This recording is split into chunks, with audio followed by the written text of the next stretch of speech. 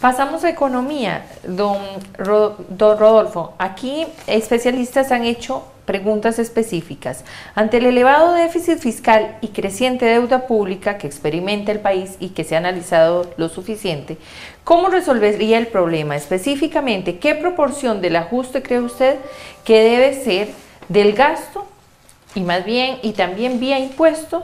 ¿Y qué proporción debe ser por la vía de reducción de gastos? Bueno, no se necesita reducir el gasto, lo que se necesita es que no crezca en la forma desmesurada, desproporcionada e irresponsable en que ha crecido en las últimas administraciones. Yo quiero decirle que hace 12 años, cuando terminó el último gobierno de la unidad en este país, había más igualdad, mucho menos criminalidad, mucho más empleo y, por cierto, había cero déficit fiscal. Y mucho menos, y venía bajando la deuda pública. De manera que ahí ha habido un cambio de políticas de manejo de presupuesto. Se lo voy a poner en un ejemplo. El presupuesto del gobierno, del gobierno central, el gasto total del gobierno central en el 2014 fue de 6.400.000 millones de colones. Este año es de 9 billones de colones, 2.600.000 millones de colones más. Si lo quieren dólares, son 4.500 millones de dólares más. Si el gasto hubiera crecido en lugar de 4.500 millones de dólares, 2.800, es decir, en lugar de haber crecido más de 34%, hubiera crecido 16, 18%. En este momento el déficit tendría 2% menos. De manera que no se trata de reducir el gasto. En lugar de crecer más del 10% anual, crecer 5% anual, un poquito más que lo que crece la economía. Lo que pasa es que ha crecido mucho más y ahí es donde está el desorden.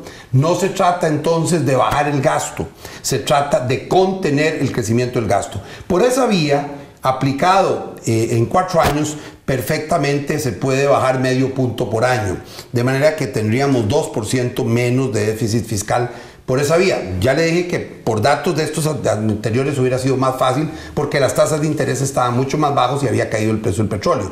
Nosotros no vamos a tener la suerte que tuvo este gobierno, que fue la suerte mayor de los últimos 30 años para el manejo de las finanzas públicas, pero no se usó, no se aprovechó ese contexto. Bueno, a nosotros nos va a tocar un momento más difícil, pero 2% sí se puede, a razón de medio punto por año. Yo no creo en las terapias de shock, no pretendo incluso bajar el gasto, es que no suba en la forma en que ha subido, porque si la recaudación crece 10% anual, y ha crecido 9% anual muchos años, y el gasto creciera 5%, rápidamente llega usted en 3-4 años a bajar menos del 3% del déficit fiscal. Vía recaudación, sí esperamos mejorar 2 puntos, de manera que tengamos 4 puntos menos de déficit fiscal al terminar el gobierno, a razón de un 1% por año, medio vía recaudación y medio vía contención del crecimiento del gasto, que no es rebaja del gasto, que quiero que quede claro. ¿Y cómo hacer realidad esto de la mejora tributaria? Bueno, hay muchos instrumentos, hoy hay mucho más instrumentos que en el pasado, hoy tienen más instrumentos. Yo no tengo ninguna dificultad en pasar del impuesto de ventas al impuesto al valor agregado, ahí tiene un instrumento que podría darle al menos un 1% del PIB, pero sin subir las tarifas.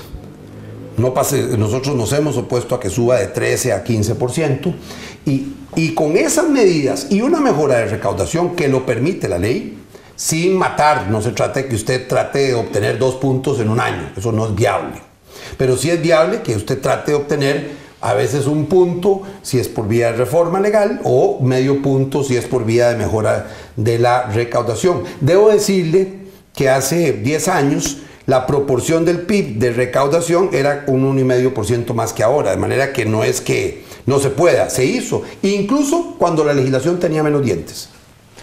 Si bien es cierto, vamos a centrarnos ahora en las entidades autónomas.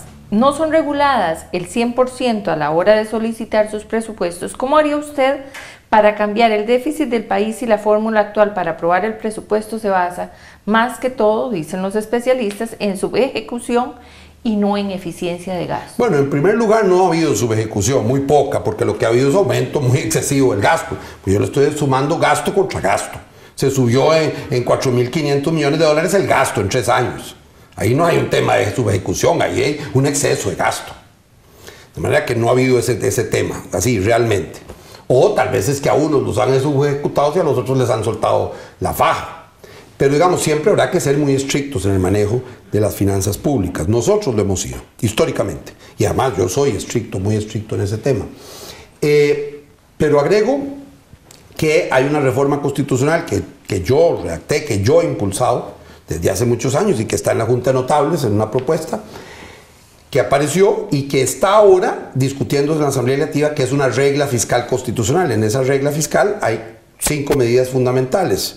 Una de ellas es que los presupuestos generales de la República pueden fijar reglas generales, no el presupuesto, pero reglas generales de crecimiento del gasto, por ejemplo, de las instituciones autónomas. Pueden además ajustar proporcionalmente las obligaciones derivadas o las obligaciones presupuestarias derivadas de ley ordinaria, con lo cual le daría una posibilidad de flexibilidad de contener el crecimiento del gasto razonable y proporcionalmente. No es que a unas usted les va a quitar el 100 y a las otras les va a dar el 100, les va a mantener el 100. No, si se necesitara ajustar, pues a todas se les aumenta, en lugar de haberles aumentado 100, les aumenta 90. De manera que sí se puede hacer. Y hay otra regla, que es que cuando exista un déficit mayor al 3% del PIB, como existe hoy, o por ejemplo un déficit primario, como existe hoy, o sea que estamos financiando gasto ordinario con endeudamiento, lo que no ocurrió hasta hace poco.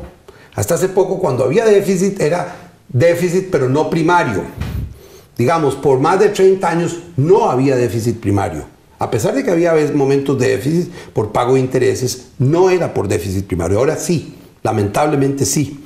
Entonces ahí sí se necesita un esfuerzo mucho mejor y saber hacer las cosas. Y claro que se pueden hacer sin dramatismos, sin terapias de choque. Don Rodolfo, en materia monetaria, ¿cuál sería su política? Específicamente en inflación, tipo de cambio estable, o que esto implique tasas de interés más altas, o dan una opción B, que priorice la búsqueda de un tipo de cambio más alto para mejorar la competitividad del país por la vía del tipo de cambio, aunque eso implique tasas de interés e inflación más altas. Bueno, lo que ocurre más bien es al revés. Las tasas de interés se subieron para dar un premio de inversión en colones en los últimos meses, para que más bien no cayera el tipo de cambio. Yo creo que el Banco Central lo que debe fijarse es una política de meta de inflación, no de meta de tipo de cambio, no de mantener el tipo de cambio. El tipo de cambio debe ir ajustándose para garantizar la competitividad del país. ¿Qué es lo que ha pasado? Que para sostener ese tipo de cambio, para mantener ese tipo de cambio, se ha acudido a lanzar reservas. Hubo un momento que se lanzaron más de 1.000 millones, ahora estamos otra vez en 700. Reservas de millones de dólares al mercado para que no cayera el colón frente al dólar, o sea, que no subiera el tipo de cambio. Después subieron las tasas de interés de forma muy importante, las tasas de interés básica pasiva, la tasa básica pasiva. Después de que se había mantenido estable por mucho tiempo, la subieron a más del doble.